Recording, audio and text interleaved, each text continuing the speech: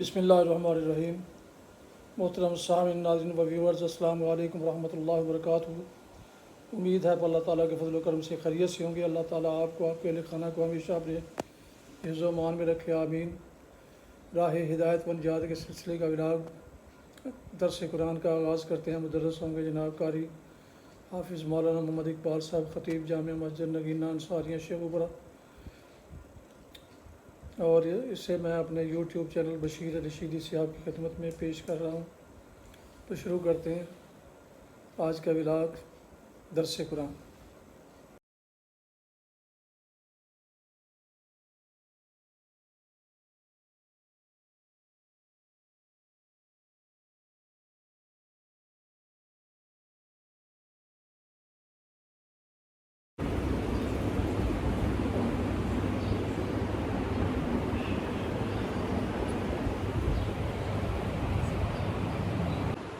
الحمد لله وكفى والصلاة والسلام على من لا نبي بعد أما بعد فأعوذ بالله من الشيطان الرجيم بسم الله الرحمن الرحيم ألم تر أن الله يعلم ما في السماوات وما في الأرض ما يكون من نجوى ثلاثة إلا هو رابعهم ولا خمسة إلا هو سادسهم ولا أدنى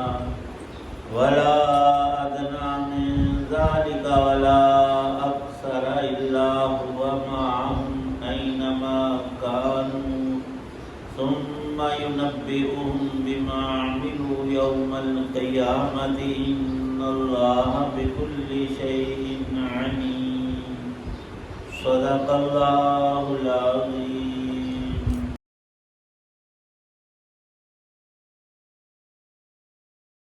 کیا تم نے نہیں دیکھا کہ آسمانوں اور زمین میں جو کچھ ہے اللہ اسے جانتا ہے؟ کبھی تین آدمیوں میں کوئی سرگوشی ایسی نہیں ہوتی جس میں چوتھا وہ اللہ نہ ہو، اور نہ پانچ آدمیوں کی کوئی سرگوشی ایسی ہوتی ہے جس میں چھٹا وہ نہ ہو، اور چاہے سرگوشی کرنے والے اس سے کم ہوں یا زیادہ، وہ جہاں بھی ہوں اللہ ان کے ساتھ ہوتا ہے۔ پھر وہ قیامت کے دن انہیں بتائے گا کہ انہوں نے کیا کچھ کیا تھا۔ بے شک اللہ ہر چیز کو جاننے والا ہے۔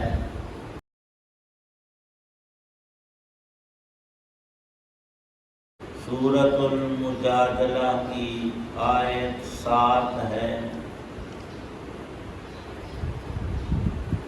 یہ ایک تمہیدی آیت ہے جس میں مضمون کلی کو بیان فرما کر آنے والی آیات میں کچھ جزیات اور تفصیلات کا اللہ تعالی شانہ نے ذکر فرمایا ہے۔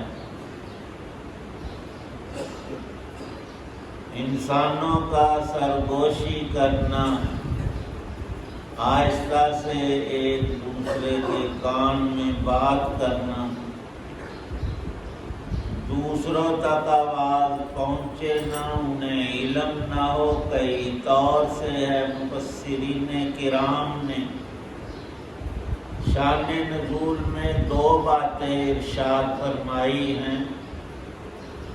حضرت رسول پاک صلی اللہ تعالی علیہ وسلم نے جب مدینہ پاک میں قیام کیا، ہجرت کے بعد وہاں کثیر تعداد میں یثرب مدینہ الرسول اس شہر میں یہودی آباد تھے، اور بہت علاقے تک ان کا پھیلاؤ تھا۔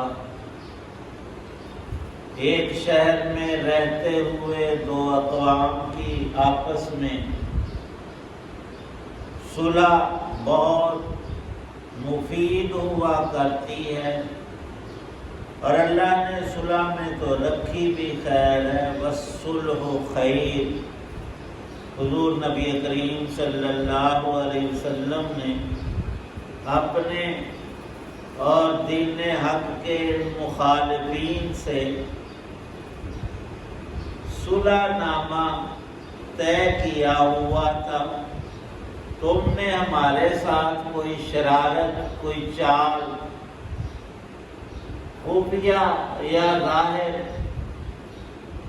نہیں کرنی، ہم تمہارے ساتھ کوئی چھیڑ چھاڑ نہیں کریں گے۔ لیکن یہ یہودی تھے ہی بدخصلت، باوجود معاہدہ ہونے کے کوئی موقع ایذار ثانی اور چھیڑ خانی کا ہاتھ سے جانے نہیں دیتے تھے۔ طریقہ یہ انہوں نے بنا لیا، جب کسی مسلمان کو دیکھا تو دو تین اکٹھے ہو کر کانا پھوسی شروع کر دیتے، کچھ کرتے ایک دوسرے کے کان میں، اور باور یہ کرواتے کہ گویا ہم تیرے خلاف کچھ کہہ رہے ہیں۔ اس مسلمان کو زبان سے نہیں کہتے تھے، عمل سے یہ سازش کرتے۔ ادھر کچھ لوگ ان کے یہودیوں ہی کے منافقانہ طور پر اندر کی خبریں لانے کو اوپر سے مسلمان ہو گئے، جن کو قرآن میں منافقین کہا جاتا ہے۔ ان کی زیادہ تعداد انہی یہودیوں میں سے تھی۔ کچھ مشرکین بھی تھے قبیلہ اوس اور خزرج کے، جو مسلمان نہیں ہوئے تھے، اور ان دونوں مشرک قبیلوں میں اسلام خوب پھیل چکا تھا۔ ان کی اکثریت اس شہر کے بسنے والے جو پہلے بت پرست تھے، اب وہ مسلمان ہیں، صحابہ میں داخل ہیں، ان کے بہت زیادہ گھرانے نور ایمان سے منور ہو چکے ہیں۔ پر ان میں بھی اکا دکا کچھ لوگ ایسے تھے حسد کے مارے ہوئے، وہ بھی منافق تھے۔ یہ کفار یہودی اور وہ منافقین کا ٹولہ ایسی حرکتیں کرتے رہتے تھے۔ نبی پاک صلی اللہ علیہ وسلم نے یہودیوں کو بلا کر اس چیز سے منع کیا کہ تم یوں چھیڑنے کے لیے سرگوشی نہ کیا کرو، اگلے بندے کے بھی آنکھیں ہوتی ہیں، وہ تمہیں تم جو ویسے ہی بیٹھے تھے، مسلمان کو دیکھتے ہی تم اکٹھے ہو کر جو بات کان میں شروع کر دیتے ہو، تو یہ شرارت نہیں تو اور کیا؟ باز آ جاؤ اس چیز سے۔ تمہارا ہمارا معاہدہ ہے، صلح ہے، اس کو توڑو نہ۔ پر یہ بدخصلت باز آنے کے تھے نہیں، تو اللہ تعالی شانہ نے ان کو تہدید پلائی ہے۔ اور یہ چونکہ قرآن اللہ کا کلام ہے، ان خاص مواقع کے لیے بھی ہے، اور تا قیامت اس میں سب انسانوں کی بھلائی کی بات بھی ہوتی ہے۔ ایک تو ان کو منع کیا، اللہ پاک نے بھی پہلے رسول کریم صلی اللہ علیہ وسلم نے ان کو سمجھایا، بعد نہیں آئے تو یہ آیتیں نازل ہوئیں۔ اللہ پاک ارشاد فرماتے ہیں کہ زمین و آسمان کو پیدا کر کے میں نے الگ سے چھوڑ نہیں دیا، جو ہوتا ہے ہوتا پھرے، ہر چیز رب کے کنٹرول میں اور اس کی قدرت کے تحت میں۔ اللہ پاک سب کچھ جانتے بھی ہیں، اور ان کی قدرت ہر چیز پر حاوی بھی ہے۔ وہ ذات اللہ کی ایسی نہیں کہ اس میں کوئی کمزوری ہو کسی طور سے۔ اے لوگو، تم میں سے جب 3 آدمی کوئی مشورہ کرتے ہیں، مت خیال کریں کہ ان 3 کے علاوہ کوئی سننے دیکھنے والا نہیں ہے، تو الگ سے خفیہ آہستہ بول کر میٹنگ ہو رہی ہے. اللہ پاک فرماتے ہیں ان تین میں چوتھا میں ہوتا ہوں. میں اپنے علم کے ساتھ سمع اور بصر کے اعتبار سے اپنی قوت اور قدرت کے ساتھ وہاں ہوتا ہوں. یہ نہیں کہ رب کو پتہ ہی نہیں یہ تین کیا کرتے. دوسری بات ارشاد فرمائی کہ تین کو چھوڑو اگر پانچ ہوں تو چھٹا اس جگہ میں اس موقع میں اللہ کی ذات ہوتی ہے. پھر یہ نہیں کہ تین اور پانچ کا یہ معاملہ ہے. ولا ادنی من ذالک ولا اکثر الا ہوا معہم. ان سے کم ہوں دو ایک، زیادہ ہوں پانچ سے آگے چھ سات آٹھ، ہزاروں ہوں یا لاکھوں ہوں، سب کو بیک وقت دیکھنا سننا اور ان کے ہر کام بات کو یاد رکھنا، یہ رب ذوالجلال کی شان ہے.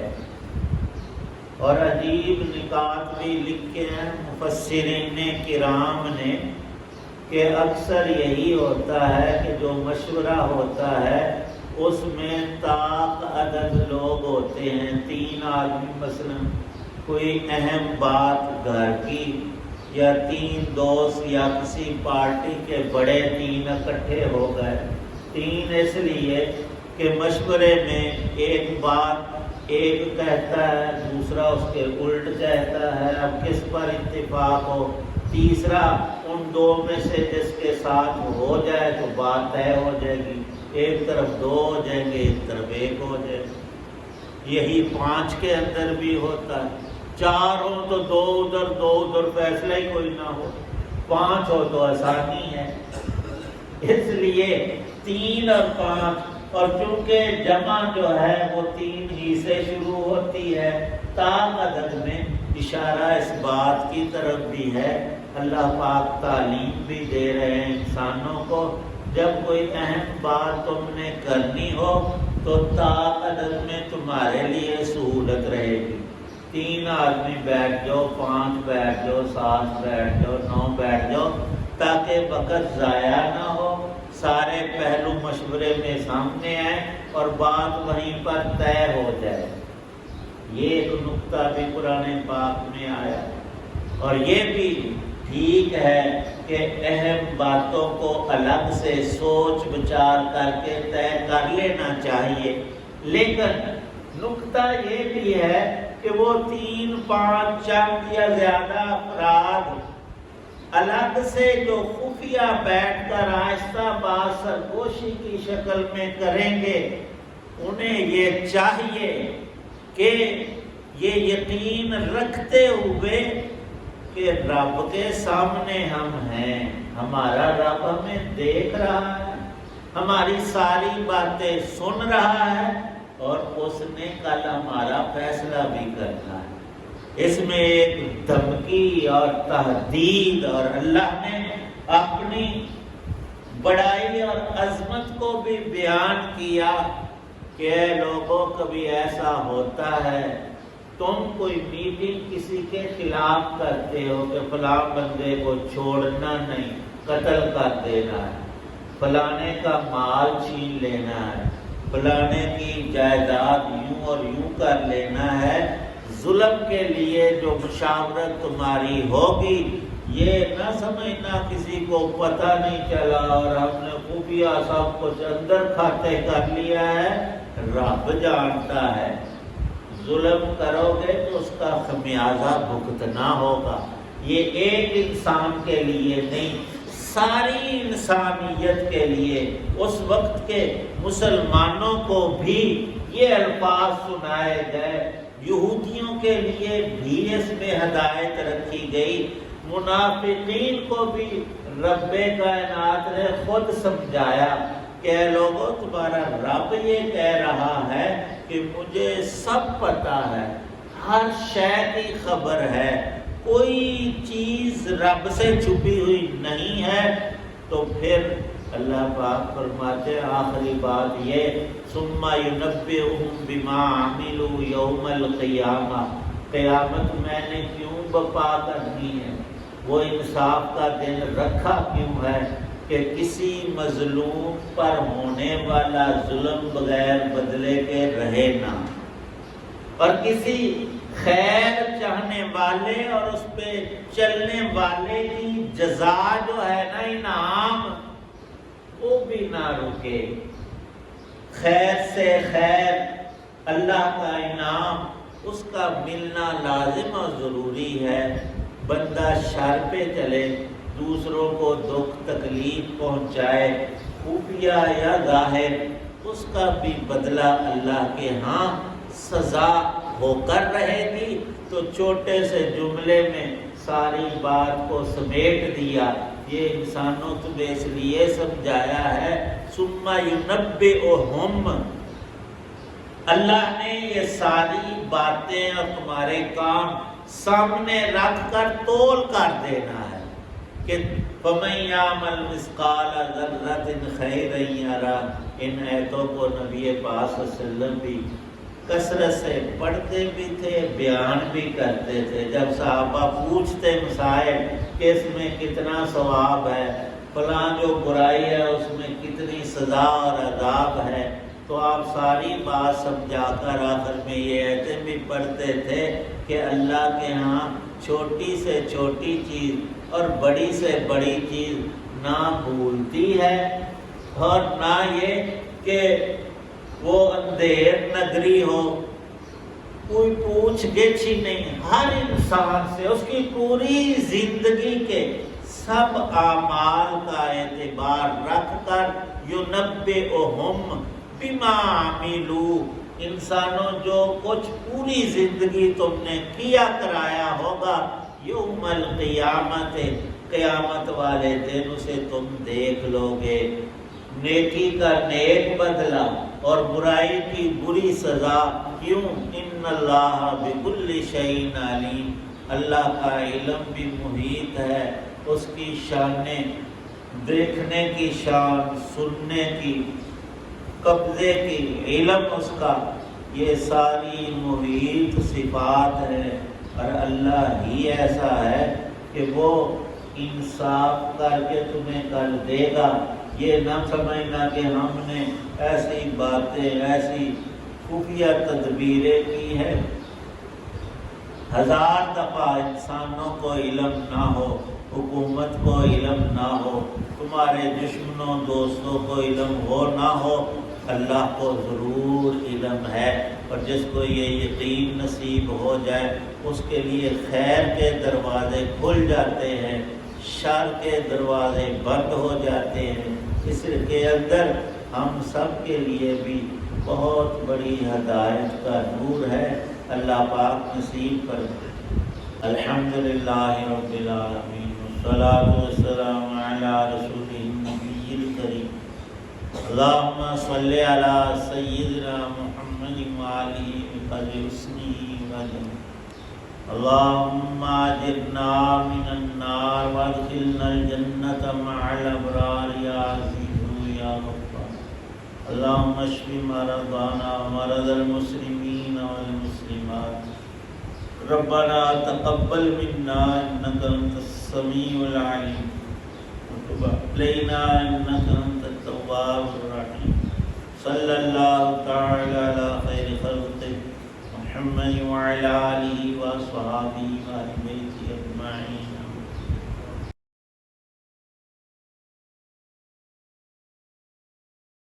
ناظرین و سامعین محترم اور ویورز، ابھی آپ سن رہے تھے اور دیکھ رہے تھے راہ ہدایت و نجات کے سلسلے کا ولاغ درس قرآن، جس میں آج سورہ المجادلہ کی آیت مبارکہ نمبر 7 کی تلاوت، ترجمہ و تفسیر بیان کی گئی۔ مدرس تھے جناب مولانا محمد اقبال صاحب، اور اسے میں نے اپنے یوٹیوب چینل بشیر رشیدی سے آپ کی خدمت میں پیش کیا۔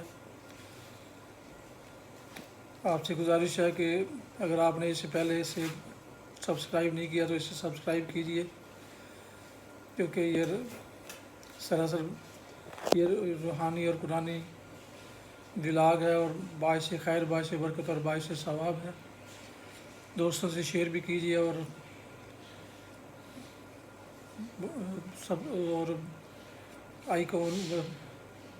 بیل آئیکن کو ضرور پریس کیجیے گا تاکہ آنے والے ایسے ولاگز روزانہ بروقت اور باقاعدہ آپ تک اور دوستوں تک پہنچتے رہیں۔ اللہ تعالیٰ آپ کا حامی و ناصر ہو، اللہ تعالیٰ آپ کو، آپ کے خانہ کو ہمیشہ اپنی زمان میں رکھے، آمین۔ اپنا بہت خیال رکھیے، اپنی دعاؤں میں پاک وطن، والدین، آبا و اجداد و اعزاء وقار اور دوستوں کے علاوہ اس ناچیز کو بھی ہمیشہ عمل فرمائیں تو انتہائی شکر گزار ہوں گا۔ آج کا ولاگ اس دعا پر ختم کرتے ہیں کہ آپ اور آپ کے اہل خانہ جہاں بھی رہیں خوش رہیں، آباد رہیں، شاد باد رہیں، آمین۔ السلام علیکم ورحمۃ اللہ وبرکاتہ۔ پاکستان زندہ باد۔ اللہ حافظ۔